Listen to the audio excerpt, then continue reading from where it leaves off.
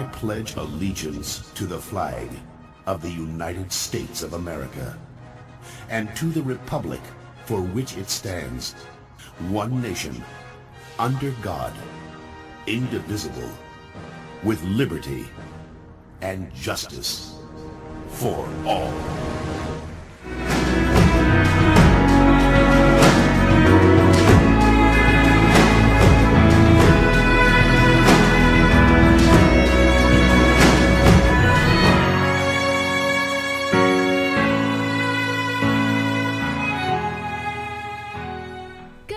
Southern High School, and here are today's top announcements. This week, Southern High School celebrates Red Ribbon Week.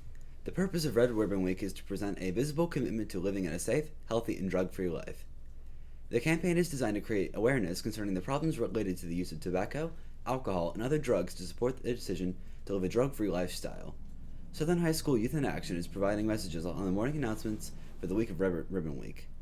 Remember, do what's right and not what's easy. So stay tuned after the announcements for today's video. And remember that we are celebrating Red Ribbon Week with Spirit Days this week. Tuesday is Bandana Day. Help us band together against opioids. Seniors, this is Maryland College Application Week. Please check with your teachers to see when you are scheduled to attend an application session in the computer lab, room 1226. The schedule is also posted on the guidance office door.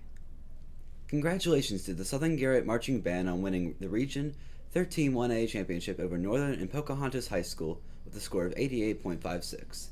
The band also won top percussion and auxiliary. The band finished in the top 10 of 34 schools and now travels to the Atlantic Coast Championships in Harrisburg, Pennsylvania, and this is on November 3rd. Great job to the band. Because our ACC strip is in 2 weeks, the band is hosting a community performance at 2 p.m. this Saturday, October 27th at the Rams Stadium. All are invited to come out to this free event and send the band off as they perform in their final performance before the Atlantic Coast Championships on November 3rd. And today for lunch, grilled cheese sandwich, broccoli, peaches, tomato soup, and milk. Thank you, Southern, and have an excellent day.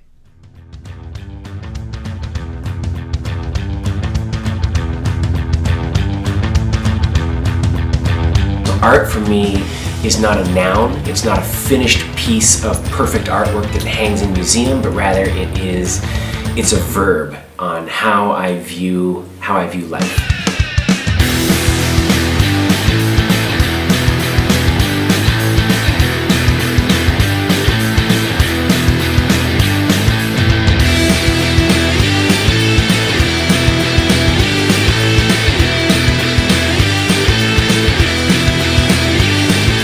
First of all, I'm a painter, a sculptor, a photographer, a writer. Anything that opens my eyes to being able to see life a little bit differently.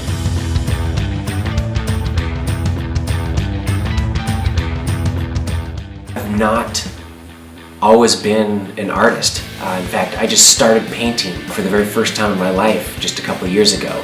I knew when I was a little kid, I knew as a little boy that I enjoyed painting and drawing and playing, but I was unfortunately told flat out by one of my early school teachers that I actually was not a very good artist because I didn't color within the lines, because I didn't pay attention to detail.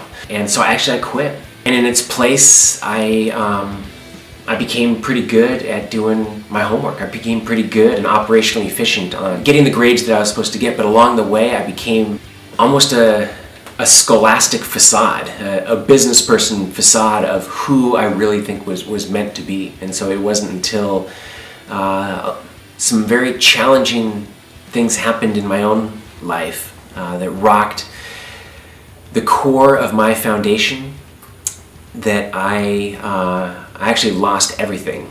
That was when I realized that I couldn't keep doing what I had done. And so it was at that point I mercifully did not turn to an easy out, drugs or alcohol or something else that would have been a fix. I actually at that point turned to art. Art was my rehab to find my way again. I sadly could read off a laundry list of even close personal friends that have thrown their life away Because what started off as just trying a drug, just having fun one night, ended up absolutely consuming them, and was far more powerful than they were able to get control of, and are now either living on the streets or not living at all. There's I would say, a lie or a deception that goes around, particularly in the artist community, that by taking drugs or by drinking that you're going to let go of inhibitions and more easily be able to create or to come up with new ideas. But ultimately those are actually inhibitors. We are passionate, lively human beings. That's the way we were designed, to be passionate, to be adventurous. If you are artificially sedated, you're not able to maximize that ability to live out your most adventurous life. As an artist, my homework, my lab work is I go see live music. So regardless of where I am in the world, I'll go see Katy Perry or Lady Gaga or Justin Timberlake or Jay-Z or Eminem. But I go because I want to experience them as an artist. How do they relate their craft?